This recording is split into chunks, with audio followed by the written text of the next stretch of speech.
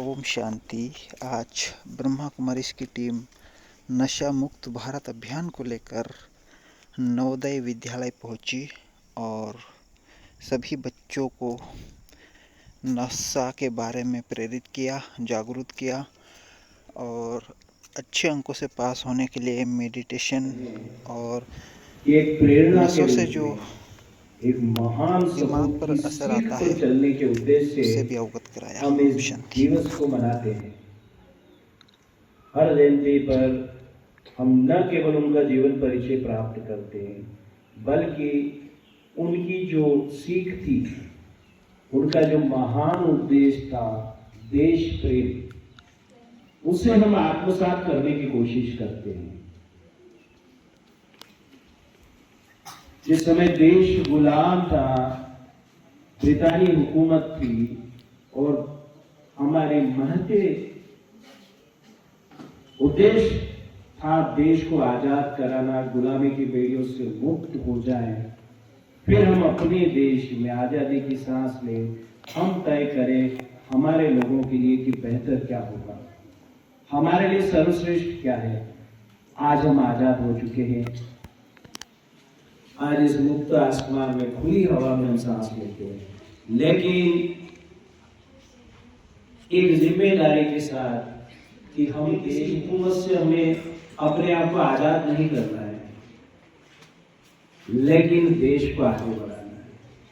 वर्तमान परिदृश्य में जब हम देखते हैं कि हमारे देश की स्थिति ऐसी है कि चारों तरफ दुश्मनों से हम घिरे हैं, बड़ी विकट स्थिति में हम पाते हैं और हम ये भी देखते हैं कि अगर हमारा देश पिछड़ा रहा तो शायद मजबूती से मुकाबला नहीं कर पाएगा और उस हमारे देश को मजबूती देने के लिए, आगे ले जाने के लिए हर एक व्यक्ति के कंधे की जरूरत है। हम सभी का योगदान हो।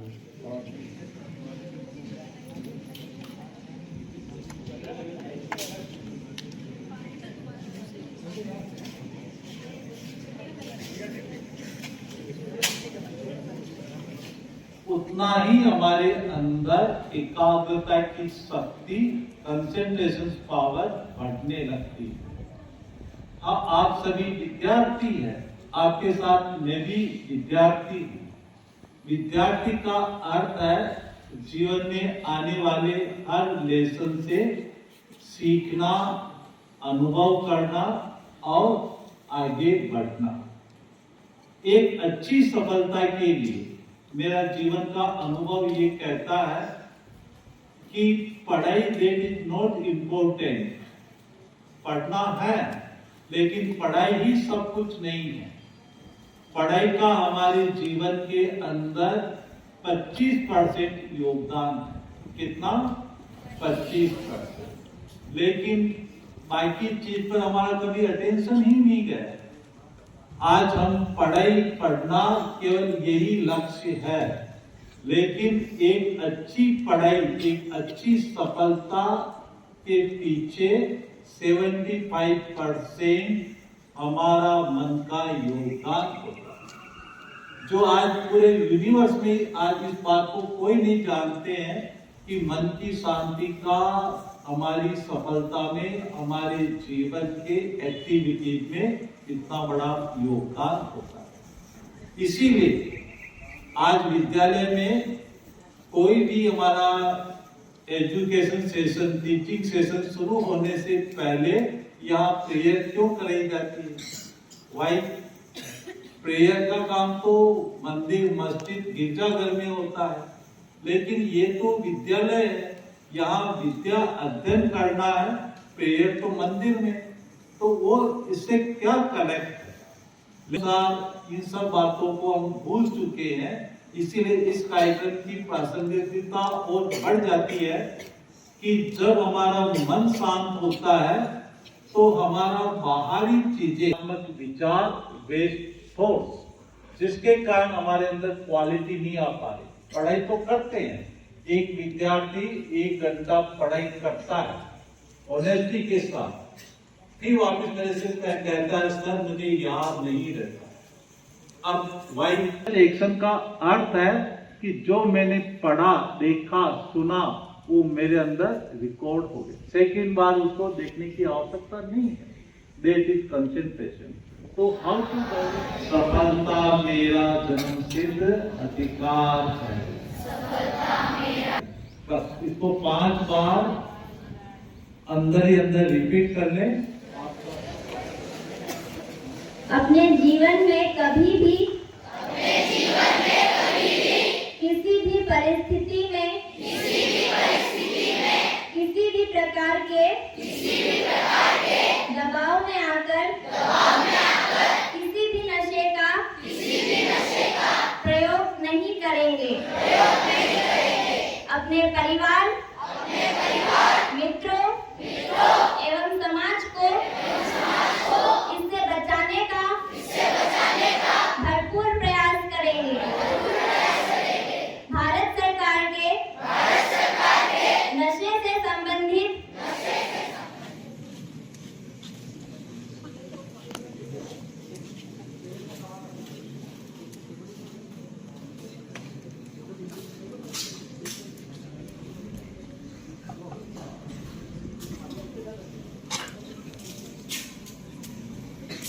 धन्यवाद ज्ञापित करता हूं। उन्होंने न केवल अपना समय दिया बल्कि अपनी भावना से जो शुभेच्छा लेकर आए हैं कि अगर कहीं नवोदय विद्यालय में भी ये बीमारी अपनी जड़ पकड़ती है तो हमारी कोशिश रहेगी कि हम हमारे होनहार और ऊर्जावान छात्र छात्राओं को इससे दूर ले जाएं और कोशिश करें कि इसके नकारात्मक प्रभावों को समझे और न केवल खुद इससे दूर हो बल्कि अपने जो भी साथी हैं जिन्हें वो देखते नशा करते हुए उन्हें जरूर समझाइश दें, उन्हें रोके और विद्यालय प्रशासन को भी मदद करें कि अगर ऐसा कोई कोर्स दिखता है तो उसे एक अच्छे छात्र के रूप में हमें अवगत कराएं और हम उस बच्चे को जो इस आदत से जुड़ा हुआ है उसे इससे दूर करने का प्रयास करेंगे। तो मैं चाहूँगा कि हमारी ब्रह्म कुमारी परिवार जो हमारे ही परिवार है और हमारे ही शहर में इतनी अच्छी संस्था है छोटा उदयपुर रोड पर, वो हमें इसी तरह से न केवल सहयोग बल्कि प्रेरणा देती रहे कि हम हमारे बच्चों को देश का सर्वश्रेष्ठ नागरिक बनाए, सर्वश्रेष्ठ छात्र बनाए और इवन इसका असर हमारे परीक्षा परिणाम पर हो, जिसके लिए हम स्ट्रगल कर रहे हैं कि हमारे नवोदय का परीक्षा परिणाम भी इस पूरे संभाग में अव्वल रहे। तो मैं पुनश्च धन्यवाद देता हूँ सभी को। आप आते रहे विद्यालय में और इसी तरह हमें प्रेरित करते रहे। धन्यवाद।